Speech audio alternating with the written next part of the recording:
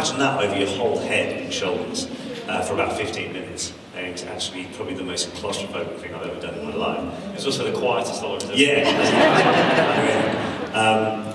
So, but then afterwards, after we finished, and they made like a full bust of what they can actually make these ears off, so it fits onto your head perfectly. I asked one of the girls in the department, any chance I could get a head?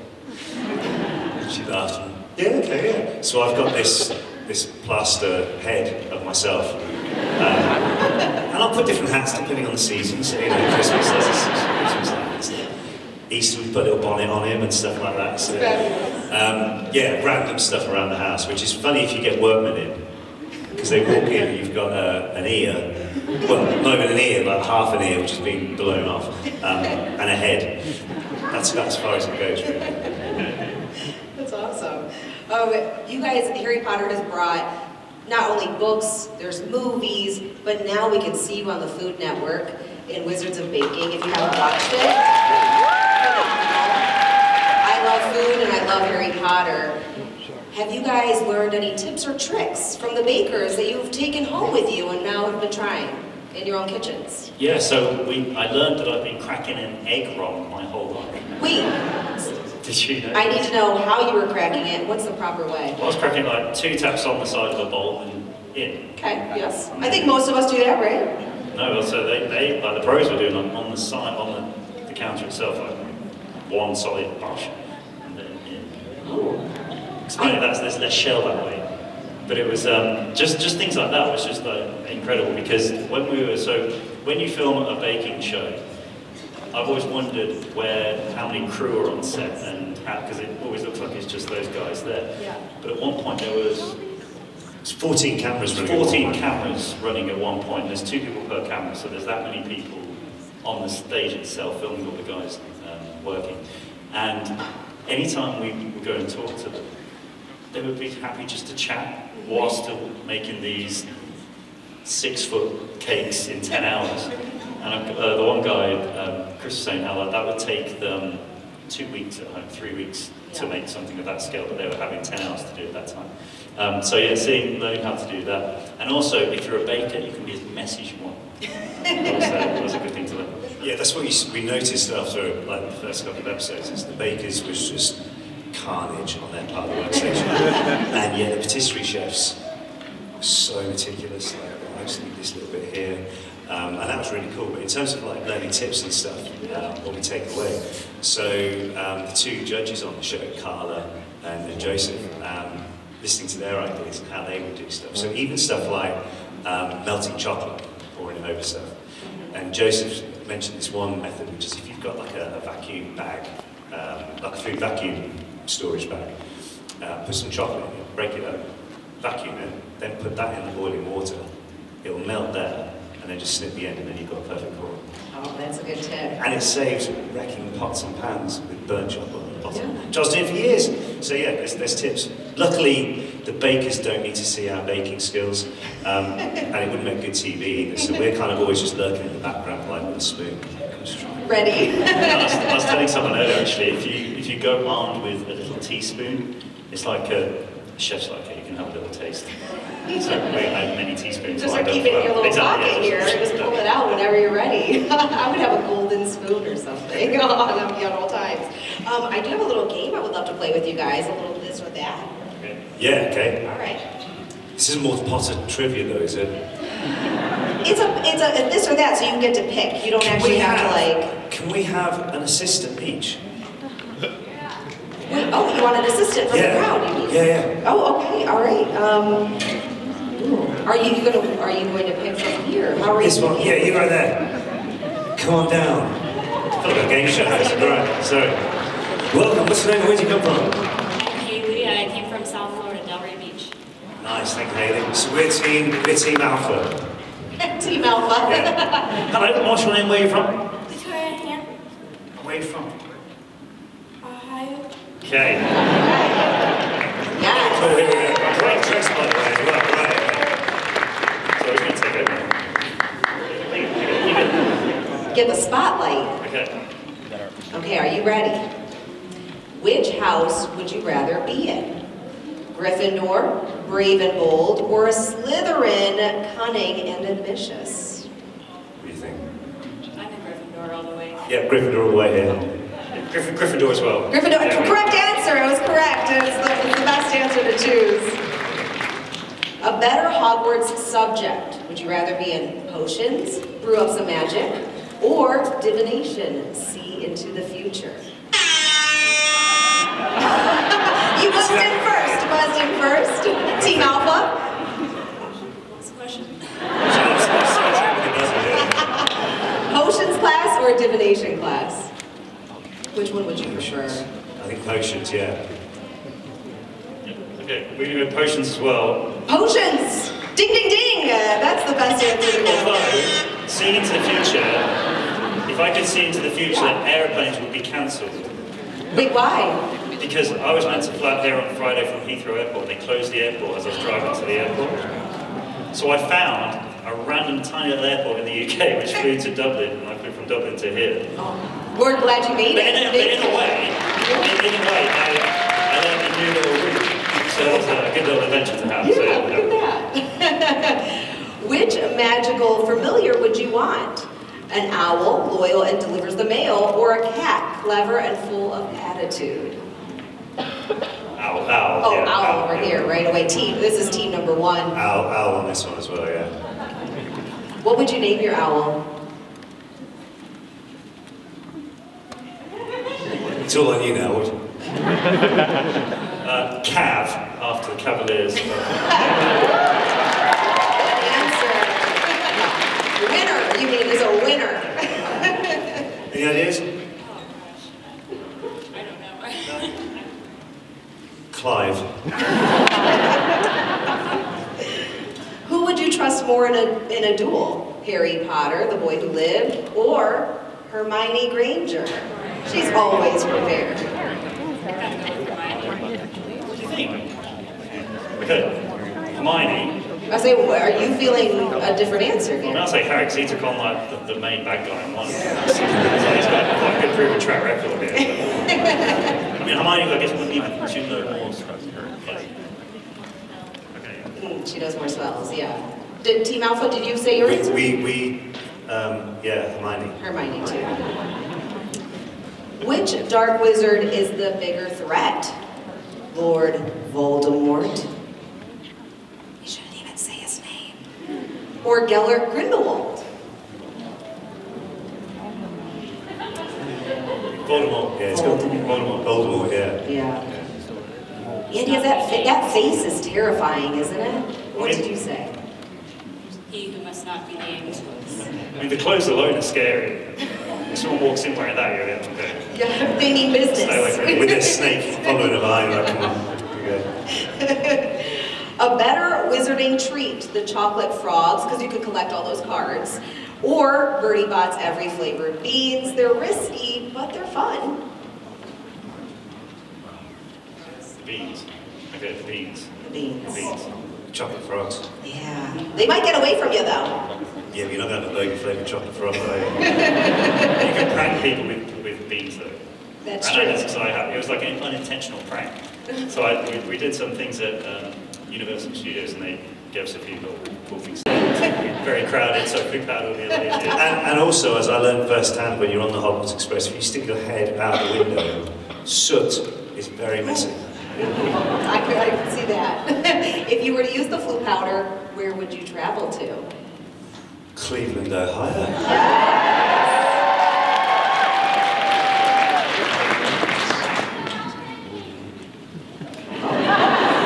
Brainstorming. Oh. I love these secrets. Diagon Alley. Yeah, Diagon Alley. Yes. So many good shops down there. Exactly. You could get yourself a new wand. I could. If you break one. Exactly. Yeah. Make them on subscription. Your accent from yes. Who is the best Hogwarts professor? Minerva McGonagall, strict but fair, or Severus Snape, complicated but brilliant? Yeah, Snape. No, McGonagall. R.I.P. Maggie Smith. McGonagall, she's kind of like a mom almost. She, kind of tells, I feel, all the students, puts them in place a little bit in that mom way, a little authoritative, but that's still compassionate for them. Yeah, she dances as well, doesn't she? Yeah. Which magical object would you rather own? The invisibility cloak, you can sneak anywhere, or the Elder Wand, unmatched power? Okay, we've got some answer there. Team number 1 has an answer. Elder Wand. The Elder Wand. Why would you choose that one? Because if you choose the Elder Wand, because I knew you said it was powerful, and that's why I was like, maybe powerful, maybe more magic. Yeah, okay, yeah, more magic. I like that answer. After deliberation, we've gone with the cloak. Invisibility. It would be kind of fun to be like a fly on the wall in a room and nobody know that you're there. It would be kind of interesting. I was just thinking about concerts, football games. Are you trying to get in the best places? You're sneaking I've got a backstage? field. How'd that ball get caught in the middle? So weird, it got knocked down. Last question. Would you rather explore Hogwarts at night, hidden secrets, or visit Hogsmeade with friends and have butterbeer and shop? Have a butterbeer and shop. Yeah. Love shopping. Hogsmeade for us. Wait, what? Hogsmeade. Hogsmeade. Yeah, it's, even if you've been to Universal, it's beautiful just to walk through. It's the coolest little area. It really makes you feel like you're right in the movie. It's awesome. Yeah, well, you have one. Look at you! That's pretty awesome. Well, thank you so much for joining us up here on the stage. Brilliant. That's great. I have a few questions that fans have already submitted to ask you guys. Yes, certainly, yeah. So Drew from Cleveland asks, Oliver, George had a huge emotional journey after Fred's passing. What was the most challenging part of portraying George's grief, and how did you prepare for those more silent moments?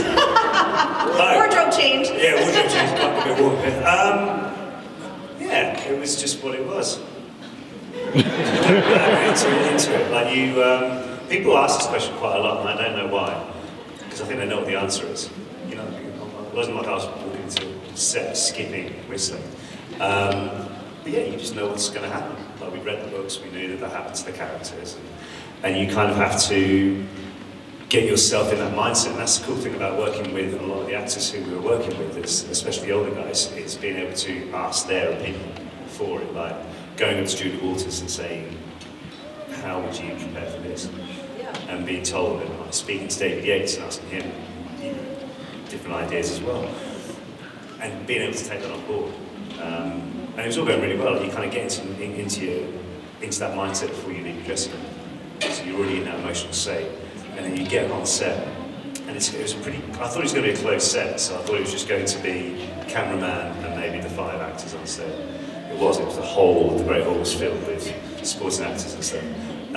So I get on set and I'm already like in that emotional state, ready to go. And then one of the makeup girls just comes over and goes, "Hi," and has this eucalyptus spray. In my eyes, I'm crying my eyes out. So yeah, that's kind of where that came from. And I feel like as an actor, you're probably pulling too from your real life, and something that probably did make you sad, or that you could pull from real life emotions and then put that towards your character. Yeah, exactly. Yeah, which is it's why I don't like talking about it too much, because you relive crap in a way to get to that point. But you're not doing it every day. He didn't. He slept. I had a great sleep. Great day. I literally fell asleep. Honestly, I just fell asleep. And everyone left me and went to lunch, and I woke up on Great Hall on my own. That's awesome. We'd do it again then. Olivia from Strongsville wants to know, James, it's kind of a similar question. Fred and George were always causing trouble, but Fred's death was a pivotal moment in the series. How did you approach playing that emotional scene, especially given the close bond between the twins? I fell asleep. Are there any happy questions? Yeah, we have some happy questions. I feel it's a bit dark for a Sunday. All right, this one is from Caitlin. She's in Akron. Playing identical twins must have been an interesting experience. How do you make sure to keep your individual personalities distinct while being part of the dynamic duo. Well, that's where we seat into our true ideas about when we do stuff. So if you watch the later movies, so that's when they start wearing variations in their clothing, especially when when Fred and George leave school. So they've got, their ties are different, the jackets are different, they may be similar clothing, but it would be a twist on it. So that's where we were like, when we met with Jani, who's head of wardrobe, we were just saying to her, they wouldn't wear, you know, they're teenagers now, they're not going to be wearing the exact same stuff all the time.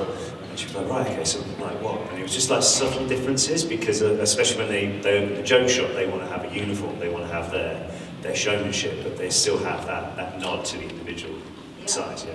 And I'm sure you guys probably felt that way in real life too, of we don't want to dress alike. We never dressed alike. Never? Never. Like it was, even our first audition, we went to the audition dressed differently. And we only realised that... Like what different people? Well, yeah, but every other set of twins there were dressed the same, so we're like, we're missing a trick here. So we went over to the department store over the road and she grabbed 2 shirts off the rack. Like, so that was the first time apart from our school uniform, that was the first time we'd actually bought clothes the same. Yeah, there's actually a twins festival. Yeah, someone's telling me about this. In Twinsburg. Yeah. And you guys might have to go one year. We've never been invited. It's pretty cool. Oh, all right. She knows the mayor. Wow, We're I wasn't having expecting that connections in here. the front row. I wish I knew the mayor. Mitch in Chicago, Illinois asks, do you have a favorite prank or funny moment from behind the scenes that made you laugh the most? Yeah, as I say, there's a few which we can't talk about. We just can't. But Grace must not be named. Yeah, exactly. But there's a lot like what we did over the time. Like I found an old SD card when before we started filming. This is a baking, so Yaz and Robin, the two producers, were saying, if you've got anything like that, well, we could maybe put on the show. So I was like, I found this old SD card, we'll have a look. And we found a prank which was basically in Rupert's trailer on one location. And it was basically a case of convincing, long story short, we realized like every TV was the same in every trailer. And this is an old trick that goes back to when we were kids, my grandfather taught us. So you get the same remote, but it would work on each individual TV. So we basically tried to convince Rup, and it did to a point that the closer you walk to a television, the louder the volume gets, the further you go away. If you jump up and down, it'll change the channel, all this type of stuff.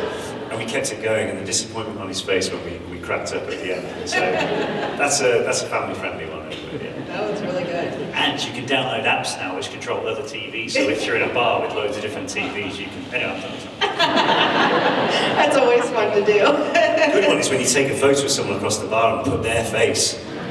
It's even better if they don't know who you are either, and their lives don't matter. Speaking from someone who knows someone who may have known someone who did it. Yeah, plead the fifth. Anthony Amener asks, do either of you have any hidden talents that we don't know of? Good at forgetting.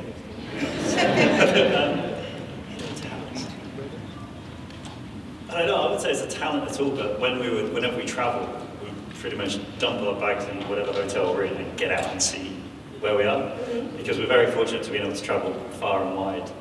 And one thing we've always wanted to do is just see as much as we possibly can of anywhere we are. So, for example, like when we got here the other day, we tried to get out and see as much as we could, and we've been asking people all weekend, like, where's good to go to? We always want to know where the locals go. So I'll say it's not a hidden talent, but something that I always like to try and do is try and see as much as I possibly can. That's great. I think that a lot of people forget, even us Ohio, we forget what's in our own backyard and we go, oh, Ohio's boring, there's nothing to do here. But when you bring somebody from out of town, you go, oh wait, there's so much to do here, there's so many different food choices to see and do. I mean, it's pretty amazing, and I think that when I go to different cities, I want to explore and see what they have to offer. But it's always a cool... But yeah, I think, as you say, sometimes we're all guilty of not making the most of what's in our nearby. Like, the first time I went to see Stonehenge, I was like 24. Never thought about going. It was only when a friend came over and he was like, should we go here? And I was like, it's like an hour and a half away. But again, it's one of those things. And that's the cool thing, going back to earlier, meeting people who've come to see us. Listening to the distances people travel is so cool. So again, in terms of special talent, I think appreciating how far people travel for us is cool. Yeah. Not that that's a special talent, or a talent in any way. It's just a thing, isn't it, really? Yeah. Where's your favorite place that you have traveled to? Apart from Cleveland, Ohio. Because we know it's amazing. Here's I think, to be basketball. honest, it depends. Like, it could be, depending if you're talking about a city, or you're talking about a landscape, or you're talking about culture, there's so many different boxes you can tick into. Yeah. But to be honest, I just like going places where you can really nestle in, and it's not people in it, like taking photos of themselves and a spot because someone else is taking a photo. It's actually looking at something and going, wow, look at this, and appreciating where you are and walking away from that. I quite enjoy traveling on my own sometimes. Yeah. You do that a bit more, I suppose. Yeah. Yeah. I also like to go solo places as well. This one is the last one from Troy out in New York. If you could switch places with your characters for one day, what would you do as Fred and George in the Wizarding world? I would love to play a real game of Quidditch. Like a real game of Quidditch, where you're flying up. Although I did used to tell people that we filmed the Quidditch sequences by skydiving. Until one of the press guys from the studio was like, never said that because that's not true. I was kidding, but yeah, I think skydiving. I think that Quidditch, a real game, would be fun, and I think the Beats were the best position. I think that would be the most fun position to be in. So yeah. I think sitting in on a tasting of the new pranks from the joke shop, because Fred and George aren't going to be the testers. They're going to be the people who get people to taste them. So I think that could be quite funny, just sitting there and like, what do you feel? Earlier you were talking about talking to other older actors and them giving you guys advice. What is the best advice you received while being on set for Harry Potter? I don't know if it was necessarily advice, but it was more about what we learned from just observing. Always be on time, know your lines, and never complain.